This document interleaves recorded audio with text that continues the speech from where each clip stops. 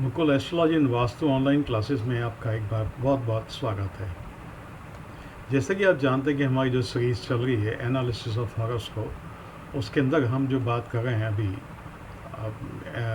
जीवन के second aspect के अंदर, जो कि है एजुकेशन एंड लर्निंग। इससे पहले आप देख चुके हैं कि हम पहले वीडियो के अंदर इसके फंडामेंटल्स जो हैं वो हम आपको समझा चुके हैं, और उससे पहले आप देख चुके हैं कैसे हम किसी की भी कद काठी या उसका फिजिक को हम एनालिसिस कर सकते हैं।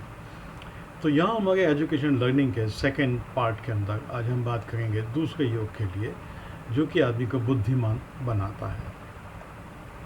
इसके अंदर ये होता है कि यदि पंचम भाव भी और पंचमेश दोनों मजबूत हों या दोनों बली हों, उनके साथ में चंद्रमा, बृहस्पति या बुध तीनों ही पंचम भाव में बैठे हों या पंचम भाव पर दृष्टि डाल रहे हों, तो वो भी जातक को बुद्धिमान बनाते हैं।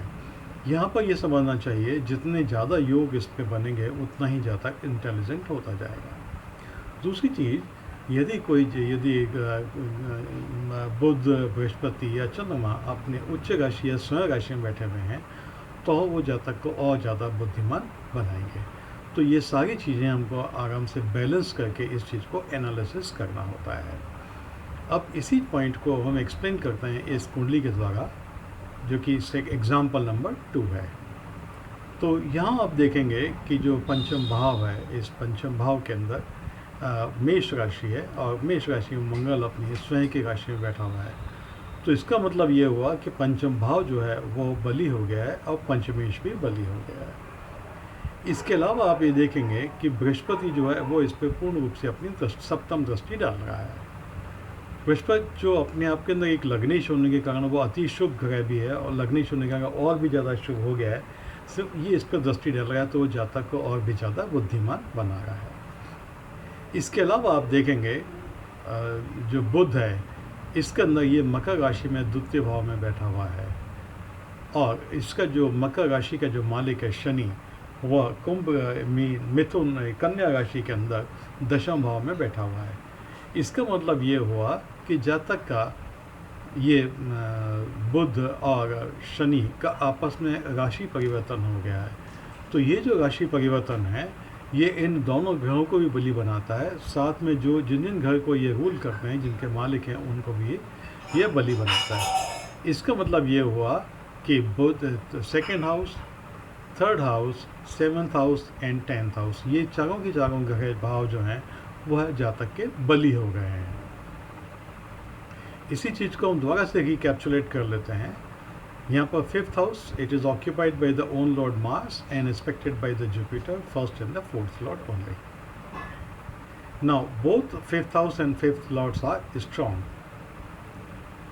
इसके अलावा Mercury, the karaka for the wisdom and speech, is also strong. It has got an exchange with the Saturn second and third lord. तो second and third lord, and इसके अलावा लास्ट में आप देखेंगे कि मून जो है वो दशम भाव में बैठा हुआ है in the 10th house, so it is also strong. यहाँ हम एक चीज़ आपको और समझा देना चाहते हैं कि जो सेकेंड हाउस है वो वाणी का घर भी कहलाता है।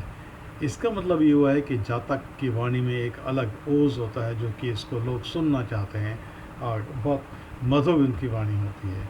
इसके अलावा जो थर्ड हाउस है ये बोल्डनेस का भी है, तो ये जातक जीवन के अंदर बहुत बोल्ड भी रहा होगा अपने डिसीजन लेने में या अपने कम्युनिकेशन के अंदर, और इनको अपनी इसके कारण ही इसको मान सम्मान की प्राप्ति भी हुई होगी, क्योंकि दशम भाव भी इनका स्ट्रांग है। सो ये जो हॉरोस्कोप है जो हमने अभी डिस्कस की है, वो स्वामी विवेकानंद जी की है, जिसको कि सभी को मालूम है कि सारी दुनिया उनके नॉलेज को और विजडम को, उसके ज्ञान को और विजडम बुद्धिमता को लोहा मानती है, और उनकी जो कम्युनिकेशन थी वो भी बहुत स्ट्रांग थी, जैसा कि आपने देखा कि बुध जो है सेकेंड हाउस में है और एक्सचेंज भी किया हुआ है। So thanks for watching this video. Please consider it to like, subscribe and share in order not to miss in future coming uploads. Thank you.